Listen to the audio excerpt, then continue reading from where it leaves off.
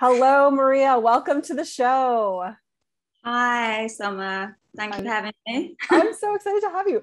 Can you tell everyone just a little bit about who you are, where you live? Yeah, that type of thing. Sure, yeah.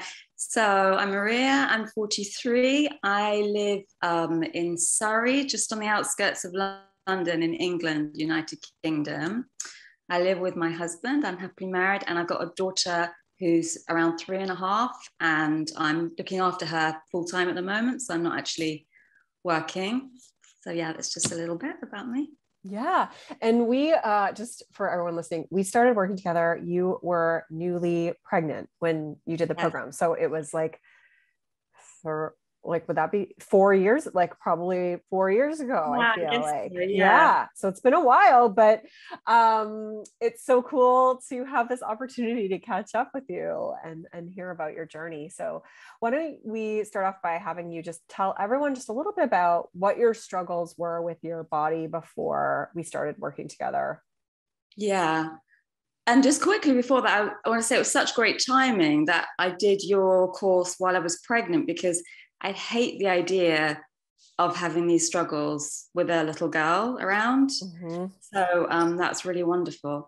In terms of my struggles, they started quite early. So when I reflected upon it, I think I started comfort eating when I used to get home from school, because I was kind of happy, free, and easy child. But then at a certain age, I just sort of shut down. Uh, I suppose there were things that I felt I couldn't say and I was confused about. And I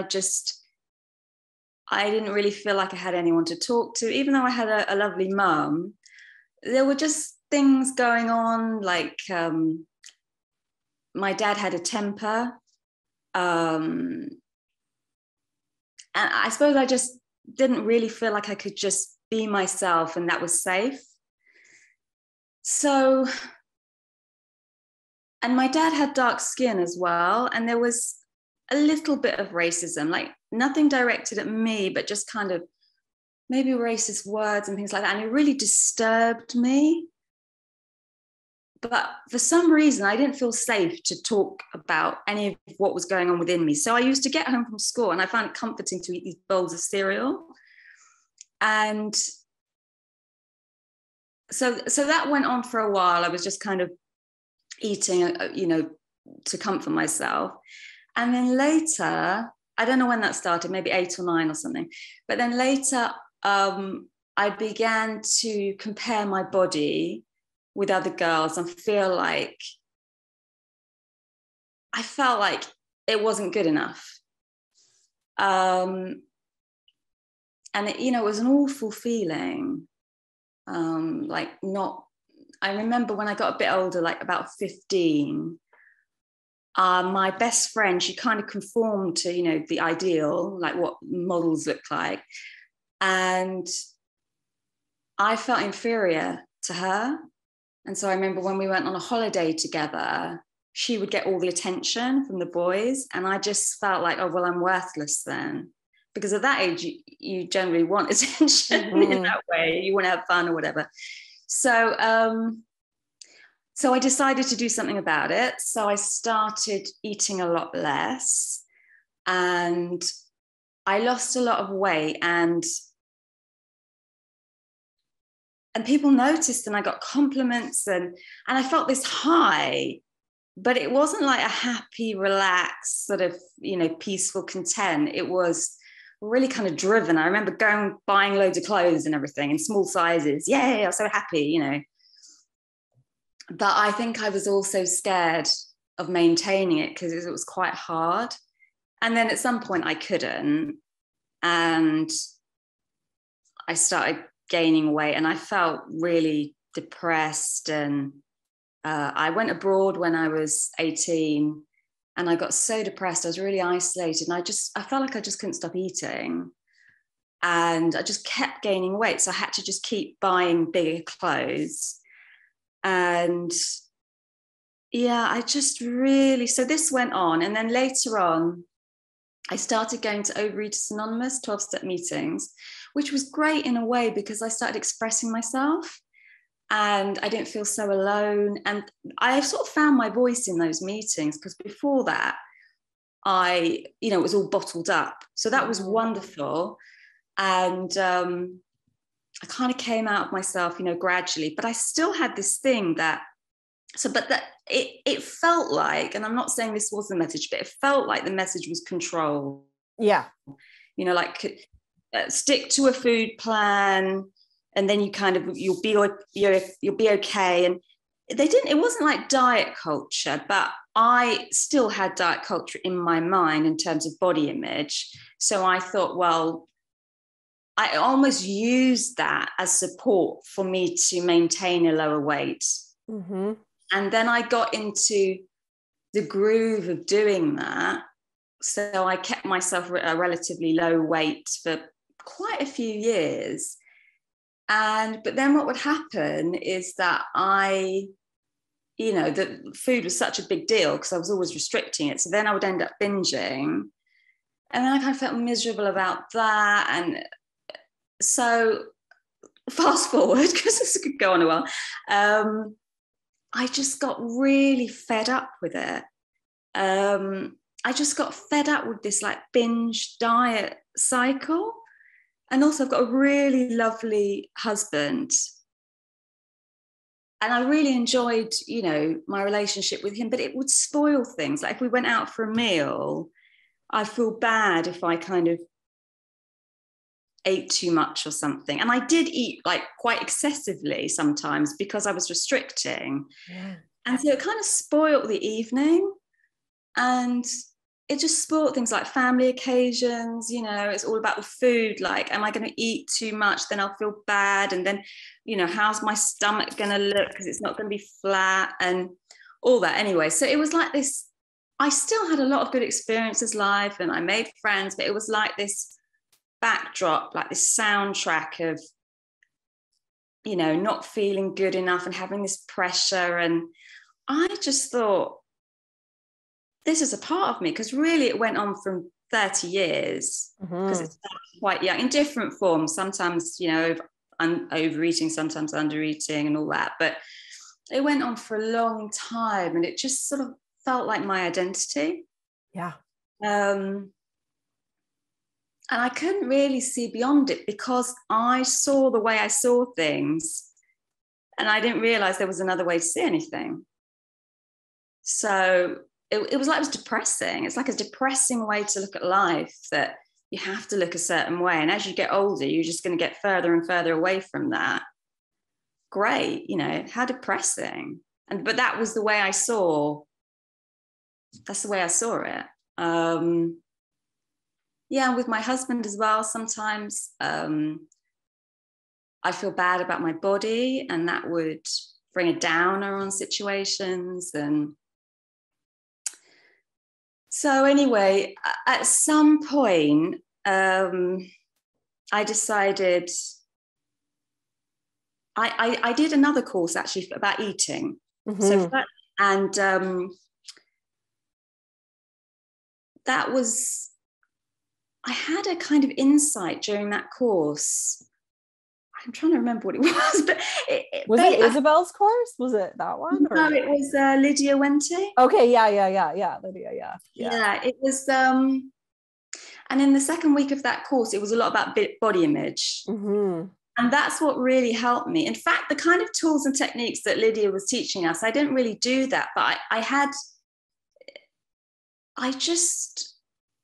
so I decided I sort of almost asked her the question. So, I'm kind of measuring my food and restricting it. Do you think that's okay? Do you think maybe I should just do that a little bit less? I was really afraid, like, if I stop restricting, well, then I'll never stop eating, and, it's just a disaster and I can't trust myself.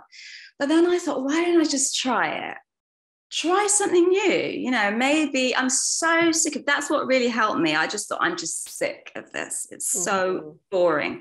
The same cycle, the same thoughts.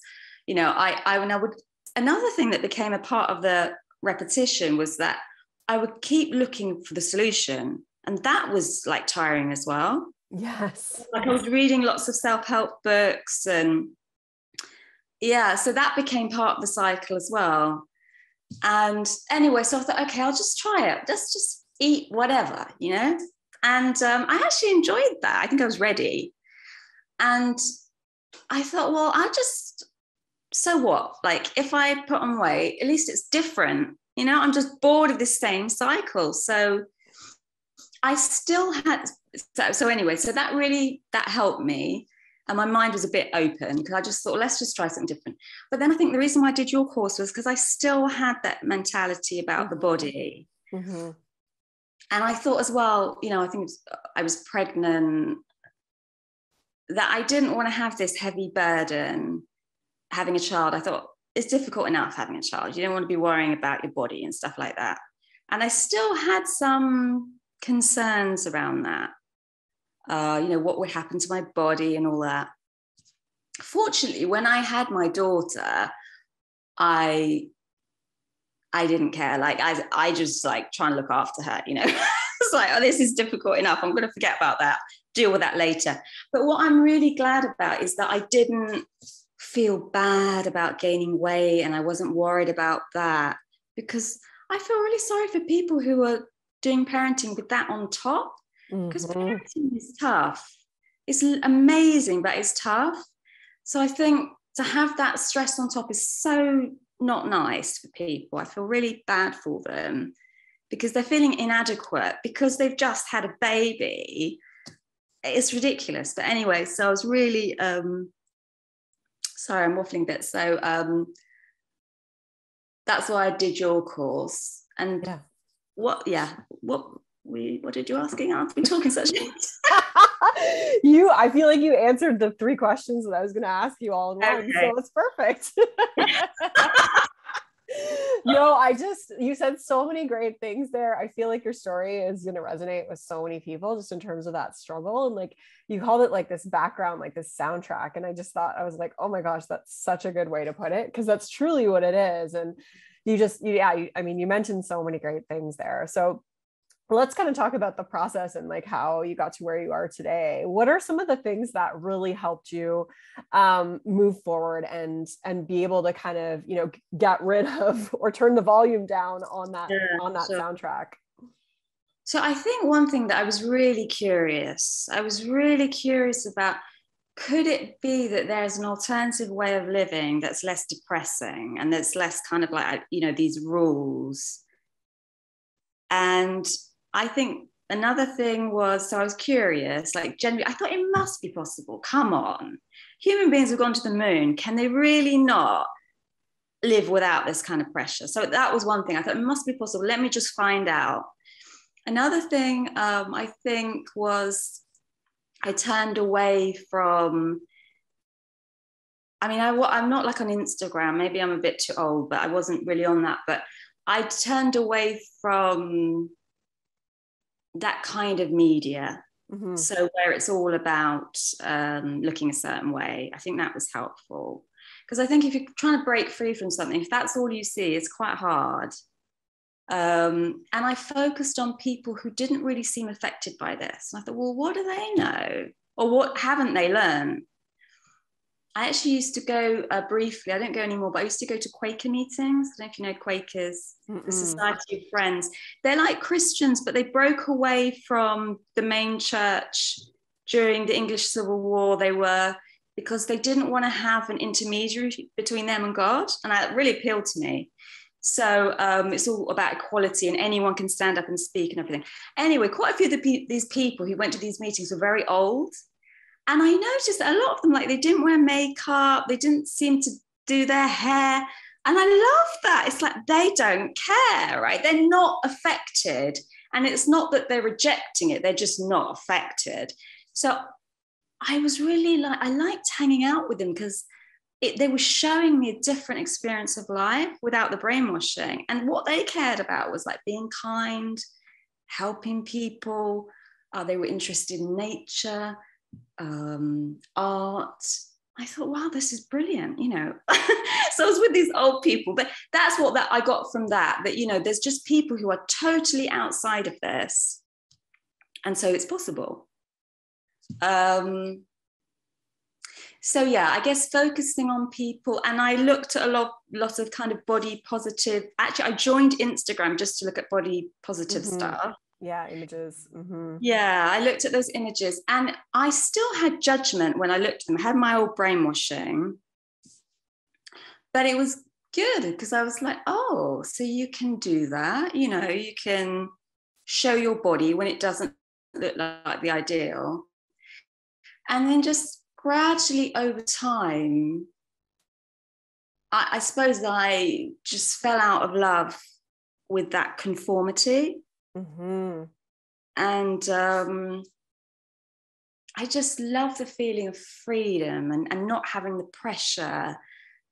And I mean, it's a great question, you know, what gets you there? Because that's the magical, mysterious thing, which I would love to be able to bottom give people. But Well, you mentioned a lot of good things there. Yeah. I feel like, you know, because you're pretty active in the Facebook community, like you're super, super supportive and helpful. And I think just like one of the things that I notice about you and the comments that you make is always about really kind of seeing like the way that society has brainwashed us, like this idea that it's like, you know, and those are not your thoughts and you get to pick, you know, the different belief system and the things that feel authentic to you. And I think just, and you kind of spoke to that just now in terms of like, is there another way? Like, and buying out of that conformity. And so, yeah, I really appreciate that about you and the perspectives that you have. Like you have this ability to really kind of see, like almost like take away all the crap that we've learned from society and like just see kind of, you know, things for what they really are. And I think that that's like the beauty of it all. And that's probably what's really helped you. Yeah, definitely. I think that's the other thing is seeing that I reflected on, you know, what I value in people, like genuinely. And of course, it has nothing to do with how well they conform to certain beauty standards. So I really reflected on that. Thought, well, why do I act like it's so important? And I just, you know, over time, I just saw more and more. It just wasn't important to me. I just learned, I had latched onto that as the way to feel good enough. And I just realized now that we are all good enough. Really, we are. Just by being alive. It's not about what we accomplish in our work or whether we do good things. You know, at our core, we're good enough. And then we just cover it over with these, you know, painful beliefs. But when we drop those, we're fine. Yeah. That's one thing I really want to say is that, like, when I look at my daughter, it's so interesting.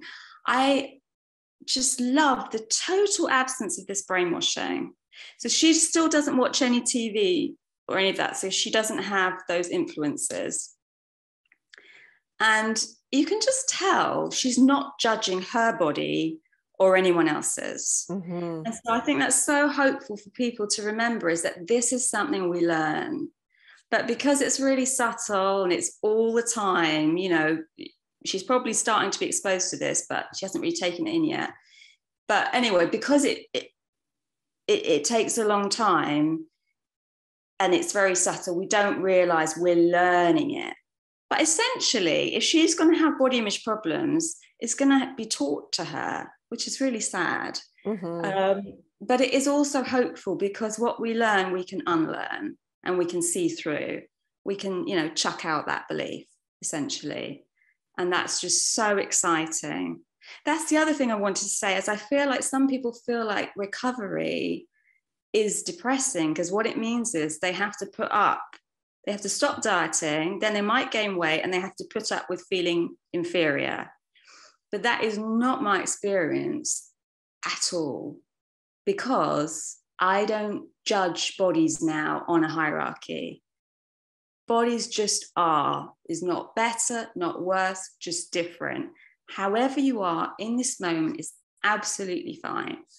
And when you see that, it's really easy, and recovery is just magical, especially if, like me, you've been suffering for 30 years or so. It's like the novelty doesn't really wear off. It's just still fantastic to be free of this. Yeah. Amazing. Your daughter is so lucky to have you. I'm hearing you speak and I'm like, this is so amazing. So how does it feel now? Like, how does it feel to be in this place, to not have that struggle? Sorry, I lost you there for a minute. Can you just repeat that? Yeah. How does it feel now? How does it feel to be in this place and to not have this struggle anymore? It's brilliant. It's wonderful. Like I was saying before, things like the family gatherings, going out for meals, being with my husband, it's just like a weight off my mind. Maybe that's the wrong phrase, but it's just a stress that's gone and everything is easier. I still have obviously struggles in life, but at least I don't have that extra pressure, because if you have to eat every day, you don't want that to be a stress. It's just too much. So yeah, it's absolutely wonderful. I'm so grateful. And I hope everyone, feels that relief as well, because it's such a burden to carry, and it's so silly, really. I mean, it's ridiculous. Mm-hmm. Yeah. You've come such a long way, like, because I remember our, like, I remember us on the coaching calls, which is weird because I don't remember like what I ate for breakfast, but I remember I remember you. And I remember like how hard it felt at the time. Like, I remember you really struggling with, your body and your belly specifically. And I remember that. And to hear you now, it's like, who is this person? Like, it's like, what?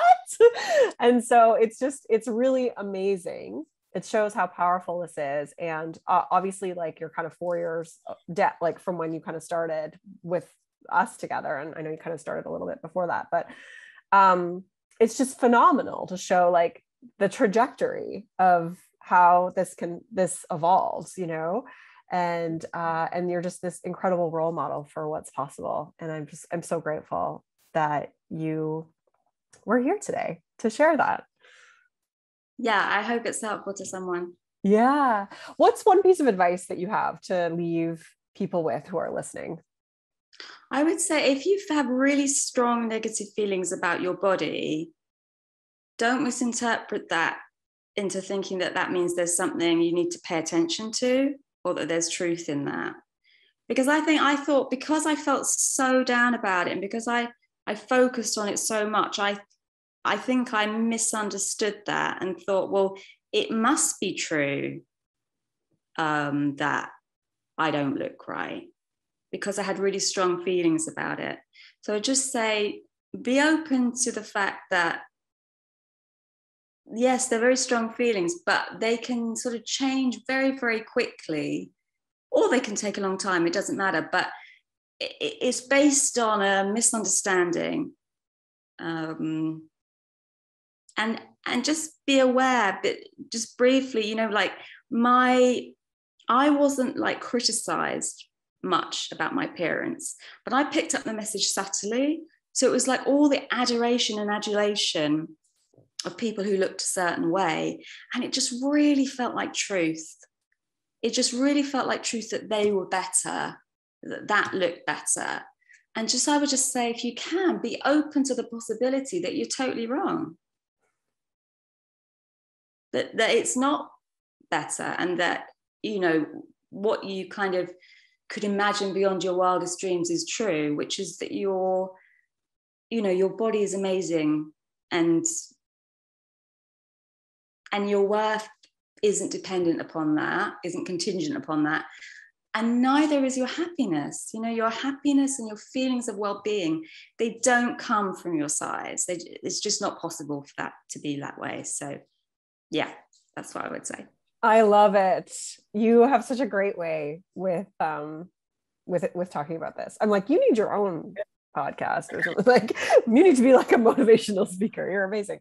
I really, really appreciate you taking the time to be here today. Thank you so much, Maria. It was like wonderful, absolutely wonderful to catch up with you and hear where you are today and just hear you living your life and yeah, just in such a great space and helping others to feel the same way too. So thank you.